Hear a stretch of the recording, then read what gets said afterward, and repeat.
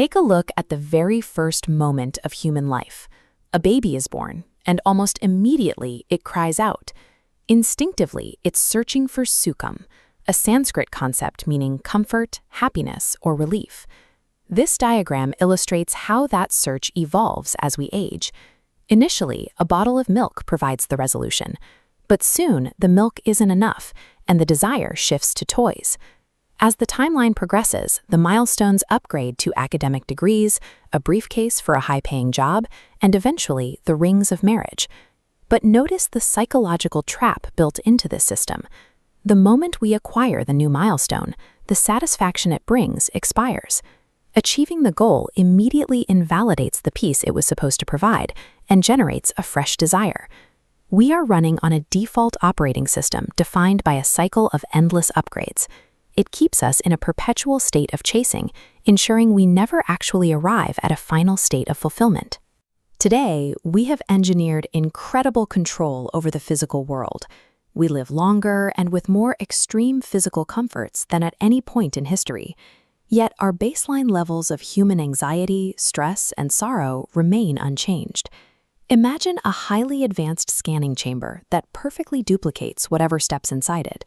If a miserable, anxious person walks into that machine, the technology doesn't cure their anxiety.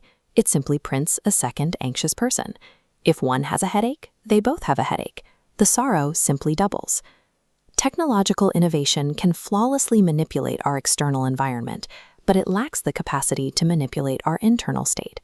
If you are going to engineer true, flawless peace, there is one strict prerequisite. The source of that peace cannot have an expiration date. It requires absolute permanence.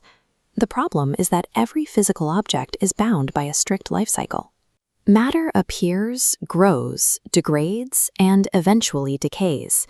The ancient philosopher Yajnavalkya identified a brutal logic in this physical law. If you anchor your ultimate well-being to wealth, status, or even another human being, you are attaching yourself to things destined to leave or change. You don't cure your anxiety by doing this. You guarantee a permanent, underlying fear of loss. Relying on a temporary world to provide permanent stability is a mathematical contradiction. Physical science directs our attention outward to solve problems, but the ancient texts known as the Upanishads point our attention entirely inward, searching for the one thing that cannot decay. Picture yourself sitting in a completely sealed, pitch-black room. You cannot see, hear, or touch anything around you. Total sensory deprivation. If another person is sitting quietly across from you in that room, you have absolutely no way to prove they exist. Without your external senses feeding you data, the outside world practically vanishes into doubt. Yet, even in that total sensory void, you never once require external proof to know that you exist. The awareness of I am requires no eyes, no ears, and no physical evidence. Your own existence is the only absolute certainty you possess. It is self-evident, unchanging, and the only viable anchor point capable of holding lasting peace. This means true Sukham is not an object you can acquire. It is the realization that your identity is rooted in that unchanging internal awareness rather than your changing physical circumstances.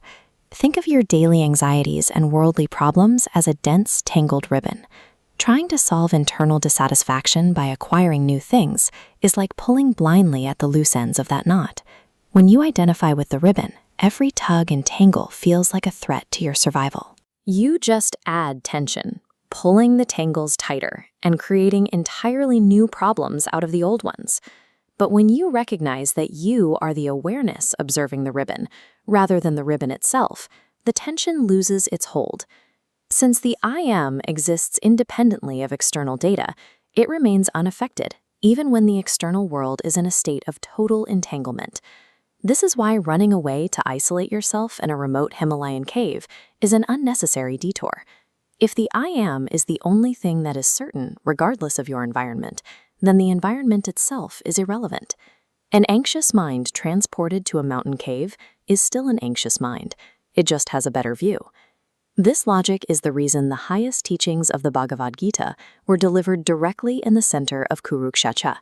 It was taught on a chariot in the middle of a violent, chaotic, and deafening battlefield to prove that peace is not dependent on silence. Because the internal self is independent of the body and its senses, it cannot be harmed by the chaos of the physical world. True peace is an indestructible internal posture that exists exactly where you are, right now.